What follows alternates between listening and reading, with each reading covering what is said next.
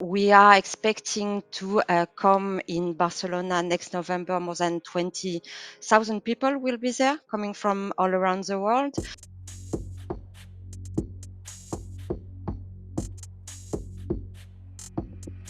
Welcome everyone to another Parking Network video. Today I'm joined by Delphine and Johan to have a chat about Smart City Expo World Congress and Tomorrow.Mobility World Congress. How are you both doing today? Hey. Great, thanks. Hi, Manoj. Thank you for joining today. Can you please provide a brief introduction about the event as well as yourself? Yes, I will start if it's okay for you, Johan. My name is Delphine. I'm the director of Tomorrow.Mobility World Congress. Tomorrow.Mobility World Congress is the ultimate worldwide event to accelerate sustainable and intelligent urban mobility. We will bring in Barcelona next November, from the 15th to the 17th of November in Barcelona, the whole mobility ecosystem to jointly advance towards efficient, resilient, and human-centric urban mobility systems. Tomorrow Mobility World Congress is co-located with Smart City Expo World Congress, which is the most important worldwide event regarding cities. And the Tomorrow Mobility World Congress is an event we are co-organizing with EIT Urban Mobility.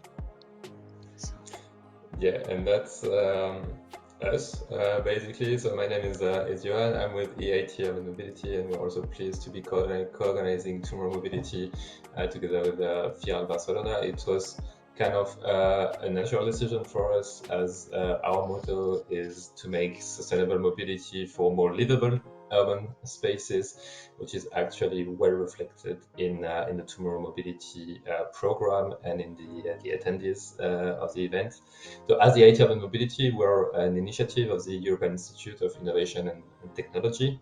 And our objective is through investment, through dedicated support to startups, to academia and research, to advance urban mobility in Europe. So we bring together key players from the industry to universities, research centers, and at the heart of what we do are cities, which help us identify the key challenges of urban mobility, and which also helped us to actually conceive the program of this year's edition of Tomorrow Mobility. So Delphine, can you please let me know, who is this directed towards? What is this expo for? The expo is to what I was telling, to accelerate sustainable and intelligent urban mobility. We are expecting to come in Barcelona next November. More than 20,000 people will be there, coming from all around the world, from more than 140 countries. We will have a big expo as well, with counting on more than 1,000 exhibitors will be there as well. Between the two congresses we have, between Smart City and Tomorrow Mobility, we'll have more than 400 speakers in Barcelona as well, and a lot of high-level contents provided through more than 90 side events. So basically, in Barcelona, we'll have the public sector, of course, as we are talking about urban mobility. We'll have more than 700 cities represented in Barcelona next November, both with political and technical profiles. But we will, of course, have the private sectors with big corporations, but not only. We'll have SMEs and startups as well. We will count on all the innovation ecosystem with innovation and research centers that will be there as well, and all the academic sector and experts. So the idea is to bring together the whole ecosystem of urban mobility to join forces and to move forward more sustainable urban mobility. And so what kind of content will be really discussed? Where do you see the value really for the audience that will be coming, or the attendees that will be joining? Yeah, maybe I can react to that one on the content of the sessions at Tomorrow Mobility. So this year was quite important for us to actually, always provide a venue for dialogue. I mean, for practitioners, but also for decision makers in urban mobility. I mean, we've had 2 years of COVID lockdowns. I mean, has been huge implications for public transport, for instance, for mobility behavior. And now we're in a situation where we have high inflation, where we have an energy crisis with high fuel prices, high energy prices. So more than ever, there is a need to actually bring people together and to have, informed discussion on solutions. So be it technical solutions. So we will have, dedicated sessions on how specific innovations can accelerate public transport recovery. For instance, demand responsive transport, mobility as a service. We will also talk about blockchain innovations in mobility and try and gauge, okay, what is into these innovations. We are also talking about automated vehicles that will also be covered in the sessions, urban air mobility. How can these innovations actually help us improve the transport systems, but also beyond just the recovery from the crisis we had behind us and we're actually still in, how can it help us achieve our goals of reducing CO2 emissions? So there will be 10 sessions actually directed more at practitioners on very specific topics, like those I mentioned. And there will also be 2 high-level sessions where really we're inviting mayors, for instance, or also representatives from international organizations to reflect upon these 2 main challenges, which have been the COVID on one hand, what were the implications, and on the other hand, the energy crisis and what does it mean for the transport sector. So we're really trying to provide this venue for dialogue at different levels. And so I think for any professional from the private or from the public sectors working in urban mobility, there are interesting discussions to follow next November. Could you expand on that, Johan? I think it's quite interesting also for the audience that are watching. What kind of trends do you find will really be standing out in looking ahead to 5-10 years down the line? Well, I mean, that's obviously I don't have any crystal ball to tell where we will be in 10 years time, but I mean looking at the key topics that are interesting for different types of stakeholders, we can see that human-centered urban planning and transport planning that actually put people first, and so technologies that serve the purpose is really at the heart of what we see. Be it I mentioned urban air mobility, for instance, where there are a lot of discussions about how can drones or flying vehicles in cities actually help cities tackle specific challenges. So I think that as we move on, so taking into account obviously the imperative for decarbonization, and we have heard all these commitments and the great initiative that the EU has launched with the Green Deal, with the new European Bauhaus, with also the trend towards digitalization, we see a kind of increasing tailoring of mobility options. Which is also reflected in some of the Congress sessions.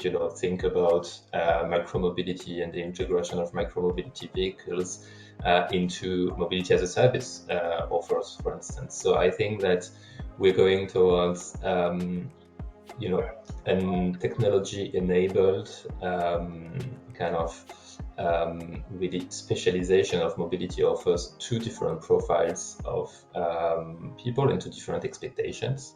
But I really think that this imperative of having a technology that serves a purpose and that help actually make our cities more livable, make our transport systems more inclusive and more accessible. Think of the 15-minute city concept, for instance, that will also be actually at one of the sessions at Tomorrow.Mobility. That is actually defining the trends, in my opinion, for the next 5 to 10 years. Thank you for the answer, Jan. After hearing all of this, I'm sure the audience would really want to get involved and visit this event. Delphine, can you let me know a bit on how they could do that? They just have to register through our webpage. I mean, it's easy. We have different types of passes, you know, some giving access only to the expo and for 100 euros, and some more expensive giving access to the different congresses, you know, both Tomorrow Mobility and Smart City as well. So I mean, it's super easy to come to Barcelona, and I mean, we are only 3 weeks away, so we are waiting for the whole ecosystem. As I was saying, you know, it's the meeting point, the international meeting point to meet the whole ecosystem. I mean, public, private sector, the innovation ecosystem as well, with startups, investors will be there, the experts and the academics that will take that will participate in the different conversations. We are working closely with some strategic organizations as well in order to help us to provide high level content through side events. For instance, we will have sessions from the World Bank Group, from the European Investment Bank, from UN Habitat, I mean, from the International Road Federation, the Israeli Innovation Institute. So plenty of stuff to listen and to attend in Barcelona for next month. Fantastic. Sounds wonderful. Do you have anything else that you'd like to add, Delphine, as well as Johan? Yes, I just wanted to mention that you know, COVID is almost gone, but not at all. I mean, we were used to have a strong Chinese presence, for instance, in the event in Barcelona. This year we won't have any Chinese governments or companies, because, as you know, they are still locked down in China. So we will have, alongside the in-person event, we will have a digital program organized, you know, so where we will have some live interviews with speakers, partners, exhibitors, attendees that will participate in the on-site event. We will also highlight some capsules, you know, from what is going on in Tomorrow Mobility and Smart City, and we will also connect with China. We will have a special program there, you know, with some high-level politics taking part of the event in Barcelona through the digital program. So that's interesting. If you are not able to come to Barcelona, you can just connect through our digital platform, Tomorrow.City, and follow up the digital program. And reacting on the international dimension that you just mentioned, Delphine, I would also just like to share again with people that also in the planning of our Congress sessions, we took the international dimension into account, and we'll have actually speakers not only from Europe, but also, you know, from Argentina, from Chile, from Ghana, from South Korea, from India. So we will have, you know, also extra European perspectives, which makes it actually a true global venue to discuss challenges and opportunities for urban mobility in years to come. Fantastic. Well, thank you for joining today and all this information. And yeah, good luck with the event. Sounds to be something that's going to be fantastic. Thank you very much, Manoj. We are all waiting for you in Barcelona. Thank you. Thank you everyone for watching today. If you want to learn more about the Smart City Expo World Congress and Tomorrow Mobility World Congress, you can do so on parking.net within the events area, where you can also learn about all the other events happening within the industry. Make sure to like and subscribe, and we'll catch you in person on the next event.